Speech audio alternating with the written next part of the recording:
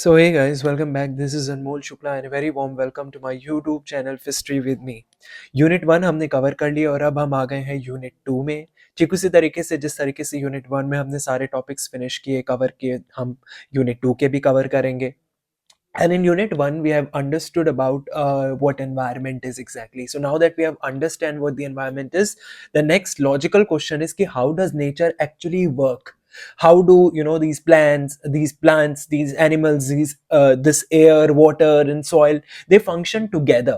और यहीं पर हम बात करते हैं फिर इकोसिस्टम की। तो सबसे पहली चीज जो हमें पढ़नी है वो यही है, इकोसिस्टम क्या होता है, क्या इसका कंसेप्ट है।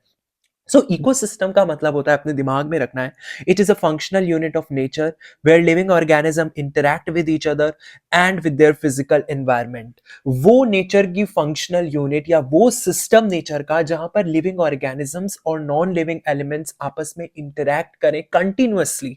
लिविंग ऑर्गेनिजम्स जहां पर आपके प्लांट्स होंगे, एनिमल्स होंगे, बर्ड्स होंगी, insects होंगी, माइक्रो ऑर्गेनिजम्स होंगी, and they are interacting with the non living elements including the air, the water, the soil, the sunlight, the temperature.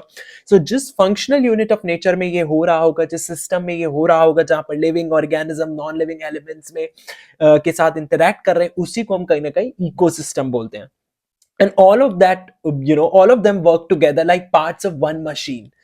Each of this thing is, be it any living organism or non-living organism, सबका कहीं ना कहीं कुछ ना कुछ part है nature के लिए। So that's what we try to understand when we talk about ecosystem. That's a broader picture of ecosystem. एक ऐसा सिस्टम जहां पर living organism non living elements के साथ इंटरैक्ट करे, and you need to understand सबकी कुछ ना कुछ सिग्निफिकेंस होती है, सभी कुछ ना कुछ एक इंपॉर्टेंट रोल प्ले कर रहे हैं। No organism they live alone, every living being depends on each other, directly हो या इनडायरेक्टली हो। जैसे प्लांट डिपेंड करते हैं सनलाइट और सॉइल पे, एनिमल्स डिपेंड करते हैं प्लांट्स पे, ह्यूमंस डिपेंड कर रहे हैं both on plants and animals. So ecosystem can be very small, like it can be a pond, it can be very large as well, like a forest or an ocean. Size it doesn't really matter, the working principle it is same. I hope आपको clear है ecosystem का मतलब। Again I am saying ecosystem एक ऐसा system जहां पर living organism interact करते हैं non living elements के साथ। हर इकोसिस्टम की जब हम बात करते हैं तो उसमें एक एनर्जी फ्लो होता है, एक फूड साइकिल होती है या न्यूट्रिएंट साइकिल होती है, और एक बैलेंस होता है। And even if one part is disturbed, you need to understand whole system gets affected. So ये सारी चीजें आपको याद रखनी है about ecosystem. Again I am repeating, एक फंक्शनल यूनिट है नेचर की, या एक ऐसा सिस्टम है जहां पर लिविंग ऑर्गेनिजम्स इंटरैक्ट करते हैं विद द फिजिकल इन्वायरमेंट और the non living elements. I hope ये आपको क्लियर है। आगे चलते हैं, हम इकोसिस्टम के स्ट्रक्चर की बात करते हैं। Now when we talk about the structure of an ecosystem, we are simply asking this question कि इकोसिस्टम बना किन चीजों से। तो भाई इकोसिस्टम बना है बायोटिक कंपोनेंट और अबायोटिक कंपोनेंट से, जिनके बारे में हमने पहले भी पढ़ा था। थोड़ा सा और पढ़ते हैं। बायोटिक कंपोनेंट में आपको फर्दर मैंने बताया था, प्रोड्यूसर्स होते हैं, डिकम्पोजर्स होते हैं और कंज्यूमर्स होते हैं। सो बायोटिक कंपोनेंट सबसे पहले होते क्या है, तो जितने भी आपके लिविंग ऑर्गेनिज्म है, जितने भी आपके लिविंग ऑर्गेनिजम्स है, वो सारे बायोटिक components में आते हैं।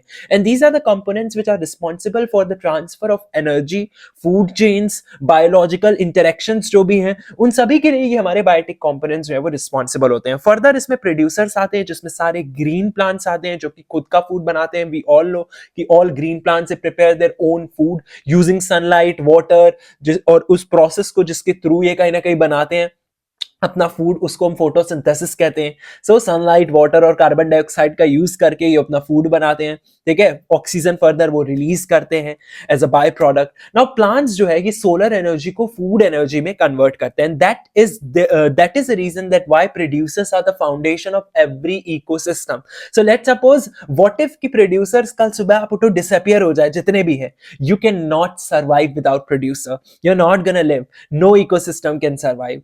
तो ट्रीज, ग्रास, क्रॉप्स, एल्गी, ये सारे किस में आते हैं, प्रोड्यूसर्स में आते हैं। Let's talk about consumer. तो consumers they can not make their own food. So consumers जो होते हैं ये बेसिकली डिपेंड करते हैं, ये कंज्यूम करते हैं, और ये कैसे कंज्यूम करते हैं, by depending on other plants and other animals. Further consumers भी तीन तरीके के होते हैं, होते हैं प्राइमरी, सेकेंडरी और टर्शरी कंज्यूमर। तो प्राइमरी कंज्यूमर प्लांट्स ईट करते हैं, सेकेंडरी कंज्यूमर्स हार्बीवोरस ईट करते हैं, और टर्शरी कंज्यूमर्स जो है ये टॉप कार्निवर्स होते हैं। ह्यूमंस की अगर हम बात करें तो they are actually omnivorous which means we can be consumers at different levels as well. तीसरे अगर हम बात करें डिकम्पोजर्स की, तो डिकम्पोजर्स जो है they feed on dead plants and animals. So ये क्या करते हैं, ये कॉम्प्लेक्स मैटर को ब्रेक कर देते हैं सिंपलर सब्सटेंसेस में। लेट्स सपोज कल सुबह आप उठो डिकम्पोजर्स है ही नहीं, तो जो भी आप वेस्ट फेंकते हो, डेड प्लांट्स और animals basically decomposers, they feed on dead plants and animals, so the waste is going to be intact as it is. वो waste कभी decompose होगा ही नहीं अगर ये decomposers ना हो, so waste would pile up basically and nutrients would not cycle as well, और जो जरूरत है soil को fertility की वो भी उसको नहीं मिलेगी। Bacteria and fungi are examples of decomposers जो कि आपको याद रखने हैं। Let's talk about abiotic components जो कि non living factors होते हैं, जिसमें आपकी air, water, soil, sunlight, temperature, minerals, ये सारे अबायोटिक कंपोनेंट्स हैं। ओके, बिना किसी देर के चलते हैं आगे और बात करते हैं थर्ड टॉपिक की, which is an important topic again, ecosystem के फंक्शंस की यहाँ पर हमें बात करनी है। नाउ हर इकोसिस्टम जो है वो कुछ बेसिक फंक्शंस परफॉर्म करता ही करता है। जैसे पहला है एनर्जी का फ्लो। तो हमें पता है एनर्जी कैसे आती है हमारे एनवायरनमेंट में या इकोसिस्टम में। सो एनर्जी आती है, the main source of energy is sun से एनर्जी आती है। जो भी प्लांट्स हैं, ठीक है, जो भी प्लांट्स हैं, ऐसे बना रहा हूँ मैं प्लांट्स इस एनर्जी को कैप्चर करते हैं and then this energy moves to animals से फर्दर ये हायर एनिमल्स तक मूव करती है and that's how the energy flows and it is one directional only. तो ये जो एनर्जी का फ्लो है ये ऑफ कोर्स वन डायरेक्शनल है और ये जैसे जैसे आगे लेवल्स में बढ़ता है ये रिड्यूस होती हुई चली जाती है। That is the reason that food chains are limited in length.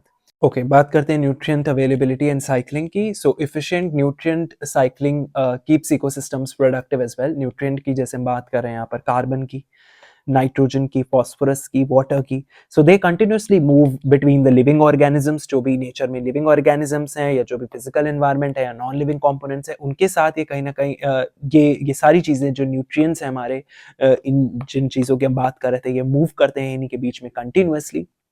And ये जो साइक्लिंग है ये इंश्योर करती है कि न्यूट्रिएंट्स का रीयूज हो और उनके एग्जॉशन को भी ये प्रिवेंट करती है। और अगर इकोसिस्टम डिस्टर्ब्ड होगी तो वहाँ पर न्यूट्रिएंट्स भी हमें लूज करते हुए दिखेंगे कि भाई न्यूट्रिएंट्स भी लूज होंगे वहाँ पर। सो ऑफ कोर्स इकोसिस्टम का भी इफेक्ट पड़ता है न्यूट्रिएंट्स पे and healthy ecosystems they definitely have efficient nutrient cycle. आगे हम बात करते हैं प्रोडक्टिविटी की। प्रोडक्टिविटी का मतलब होता है the rate at which biomass is produced in an ecosystem. So अगर इकोसिस्टम आपकी ऐसी होगी जहाँ पर क्लाइमेट कंडीशंस फेवरेबल हो, वाटर अवेलेबिलिटी हो एग्जैक्ट अच्छी तरीके से, न्यूट्रिएंट रिच सॉइल हो, तो वहाँ पर ऑफ कोर्स आपको प्रोडक्टिविटी भी उसी हिसाब से हाई देखने को मिलेगी। And that is the reason that forest and wetlands are highly productive ecosystem, जबकि जो डेजर्ट्स हैं उनकी प्रोडक्टिविटी कहीं ना कहीं कम होती है। अगली हम बात करते हैं अडेप्टेशन एंड स्टेबिलिटी की। So organisms they adapt to survive climate and even soil condition. So adaptation जो है ये डेफिनेटली हेल्प करता है लॉन्ग टर्म सर्वाइवल और बैलेंस में। नेक्स्ट टॉपिक क्यों चलते हैं, यहाँ पर हमें बायोडाइवर्सिटी के बारे में पढ़ना है। इसका मतलब क्या है, इसके लेवल्स क्या है और इसकी इंपॉर्टेंस क्या है। सबसे पहले, अब मैंने आपको पहले वाले लेक्चर में भी बताया था, आई होप आप वो फर्स्ट लेक्चर देख के आए हो, नहीं तो आपको कंफ्यूजन हो सकती है। तो फर्स्ट लेक्चर में मैंने आपको बायोडाइवर्सिटी के बारे में बताया था कि बायोडाइवर्सिटी का मतलब होता है वैरायटी ऑफ लाइफ। इसमें आपके प्लांट्स आते हैं, आपके एनिमल्स आते हैं, आपके माइक्रो ऑर्गेनिजम्स आते हैं, इकोसिस्टम्स आते हैं, सारी चीजें आपकी बायोडाइवर्सिटी में आते हैं। जब भी हम बायोडाइवर्सिटी के लेवल्स की बात करते हैं तो उसमें सबसे पहला लेवल होता है, वो होती है जेनेटिक डाइवर्सिटी। जेनेटिक डाइवर्सिटी में हमें वेरिएशन देखने को मिलता है with in a species and that is a reason that it helps in adaptation and disease resistance as well. ठीक है, so with in a species हमें जीन्स में ही वेरिएशन देखने को मिलता है, जिसकी मदद से ये अलाउ करता है to adapt to the environmental changes and resist diseases as well. इसके अलावा स्पीसीज डाइवर्सिटी देखने को मिलती है in an area whatever the number of species are, so वो स्पीसीज डाइवर्सिटी में आता है। And greater species diversity it means higher economic ecosystem stability. इसके अलावा इकोसिस्टम डाइवर्सिटी होती है। इकोसिस्टम डाइवर्सिटी का मतलब होता है variety of ecosystem such as forest, grasslands, wetlands, marine ecosystems. तो ये सारे आपके देखने को मिलते हैं आपको इकोसिस्टम डाइवर्सिटी में। नाउ बायोडाइवर्सिटी की इंपॉर्टेंस क्या है, ये बैलेंस मेंटेन करके चलती है, ये फूड चेन्स और इकोसिस्टम को सपोर्ट करती है, मेडिसिन प्रोवाइड करती है। इसके अलावा इकोनॉमी और कल्चर को भी ये सपोर्ट करती है। सो बायोडाइवर्सिटी अपने आप में बहुत सिग्निफिकेंट है। इसका लॉस अगर हमें देखने को मिलेगा तो ये सर्वाइवल को थ्रेट कर सकता है। अब what are the threats to biodiversity, तो अगर हम बायोडाइवर्सिटी ये थ्रेट्स की बात करें because it is declining and mainly it is declining due to humans only. So major threats में हैबिटेट डिस्ट्रक्शन हो सकता है, जिसमें deforestation is one of the reason, core reason deforestation ही है. इसके अलावा अर्बनाइजेशन, माइनिंग हो रही है, एग्रीकल्चर जो है वो डिस्ट्रॉय कर रहा है नेचुरल हैबिटेट्स को, and which force species to migrate और बिकम एक्सटिंक्ट एज वेल. जैसे हाल फिलहाल में अरावली में देखने को मिला, फिर जानवर इधर उधर घूम रहे थे, कहाँ जाएंगे वो बेचारे, शहरों में ही घूमेंगे, फिर वहां पर भी दिक्कत है. तो ये देखने को मिलता है हैबिटेट डिस्ट्रक्शन. पोल्यूशन वाली चीजें देखने को मिलती है, एयर वाटर सॉइल पोल्यूशन, जिसके बारे में आगे हम आने वाली यूनिट में पढ़ेंगे, यूनिट 3 में. सो air water and soil pollution they harm plants and animals and reduce ecosystem productivity. इसके अलावा क्लाइमेट चेंज, तो टेम्परेचर राइज हो रहा है ओवरऑल, रेनफॉल में चेंजेस देखने को मिल रहे हैं, उसका जो पैटर्न है, एक्सट्रीम वेदर कंडीशंस देखने को मिल रही है, वो भी कहीं ना कहीं इफेक्ट करती है इकोसिस्टम को और स्पीसीज डिस्ट्रीब्यूशन को. ओवर एक्सप्लॉयटेशन देखने को मिला है, that is excessive hunting, fishing, logging and harvesting. They reduce the species population beyond the recovery level. So ये भी over exploitation is also one of the reason. Invasive species, it means non-native species जो है which are introduced into ecosystem compete with the native species and they disrupt this ecological balance as well. तो ये invasive species भी हमें काफी इसकी भी problem है, काफी देखने को मिल रही है, जहां पर non-native species जो है उनको इंट्रोड्यूस कर दिया जाता है in a ecosystem to compete with the native species और फिर वो ecological balance जो है वो उसको डिस्टर्ब करती है. अब बायोडाइवर्सिटी को कंजर्व किया जाना चाहिए, यानी कि प्रोटेक्ट किया जाना चाहिए, ठीक है. सो उसके लिए हमें वाइडली यूज करना चाहिए बायोलॉजिकल रिसोर्सेज को. So how we gonna protect and wisely use biological resource, that is what we gonna understand here in conservation of biodiversity. अब कंजर्वेशन की जरूरत क्यों है? कंजर्वेशन की जरूरत इसलिए है क्योंकि लॉस ऑफ स्पीसीज देखने को मिल रहा है, रैपिड स्पीसीज लॉस देखने को मिल रहा है हम कह सकते हैं. इसके अलावा इकोसिस्टम में डिग्रेडेशन देखने को मिल रही है. फूड और मेडिसिन के केस में या क्षेत्र में, एरिया में आपको इनसिक्योरिटी देखने को मिल रही है, इन्वायरमेंटल इंस्टेबिलिटी देखने को मिल रही है, और इन सभी नीड्स की वजह से ही हमें बायोडाइवर्सिटी को कंजर्व करने की जो है वो बहुत जरूरत है. और कैसे हम कर सकते हैं बायोडाइवर्सिटी को कंजर्व?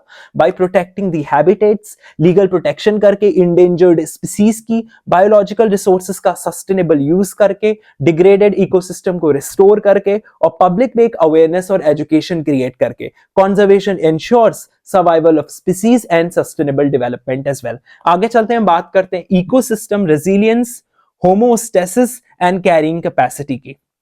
तो ये क्या है, ये चीजें, ये terms, let's talk about it. तो the very first is ecosystem resilience. Ecosystem resilience का मतलब होता है किस तरीके से आप जो भी डिस्टर्बेंस हो रहा है इकोसिस्टम में उससे रिकवर कर सकते हो. द कैपेबिलिटी और the ability to recover from the disturbance is the ecosystem resilience. जितनी ज्यादा डाइवर्सिटी होगी उतनी ही ज्यादा कहीं ना कहीं रेजिलियंस होगी, ये भी आपको याद रखना है. आगे चलते हैं, बात करते हैं होमोस्टेसिस की. सेल्फ रेगुलेटिंग बैलेंस जो होता है इकोसिस्टम का, ठीक है, उसको हम बोलते हैं होमोस्टेसिस. ठीक है, that helps in maintaining the balance among the organisms and environmental factors. तो जो सेल्फ रेगुलेटिंग बैलेंस होता है इकोसिस्टम का, खुद को बैलेंस करने का जो तरीका होता है इकोसिस्टम का, that is what homeostasis is. Population control and nutrient cycle helps here. जैसे प्रेडेटर प्रे रिलेशनशिप हो गई, न्यूट्रिएंट साइकिल हो गई, पॉपुलेशन कंट्रोल, ये सारा होमोस्टेसिस में कंट्रीब्यूट करता है. कैरिंग कैपेसिटी की अगर हम बात करें तो मैक्सिमम पॉपुलेशन जो कि an ecosystem can support, that's what the carrying capacity is. कितना कैरी कर सकता है ecosystem, how what is that particular maximum population जो कि इकोसिस्टम सपोर्ट कर सकता है, और इससे ज्यादा अगर वो पॉपुलेशन एक्सीड होगी उस लिमिट से ज्यादा, तो इट वुड डेफिनेटली कोलैप्स. तो वो कैरिंग कैपेसिटी होती है. आगे चलते हैं नेक्स्ट टॉपिक में, which is sustainable ecosystem management. Sustainable ecosystem management का मतलब होता है that you are using ecosystems responsibly while protecting them as well. और इसके कई सारे प्रिंसिपल्स होते हैं, जैसे biodiversity conservation, efficient resource use, pollution prevention, restoration और लॉन्ग टर्म प्लानिंग. इंपॉर्टेंस क्या है इस सस्टेनेबल मैनेजमेंट की? ये प्रिवेंट करता है डिग्रेडेशन को, रिसोर्स अवेलेबिलिटी इंश्योर करता है, सस्टेनेबिलिटी को इंश्योर करता है. इसके अलावा बहुत सारी चीजें जैसे long term planning, pollution prevention, efficient resource use, यही सारी चीजें भी ये करता है. आगे चलते बात करते हैं इन सिचु एंड एक्स सिचु कॉन्जर्वेशन की। तो इन सिचु कॉन्जर्वेशन का मतलब होता है कि you are protecting species in natural habitats, जैसे नेशनल पार्क्स में, सेंचुरीज में, बायोस्फीयर रिजर्व्स में। सो जब भी आप स्पीसीज को प्रोटेक्ट कर रहे हो, जो भी नेचुरल हैबिटेट्स में रहने वाली स्पीसीज है उनको, सो वो होता है इन सिचु conservation.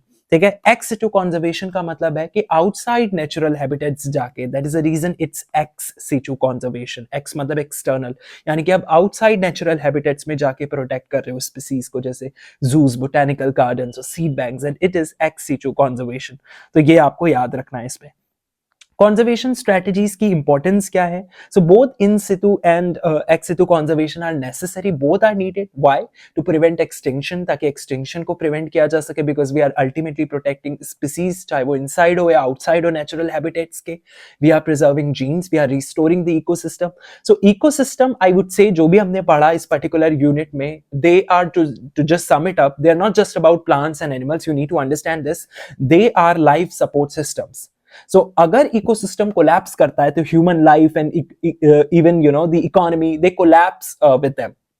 And that is the reason that understanding the ecosystem and biodiversity, it's just not environmental knowledge, I would say, it's survival knowledge.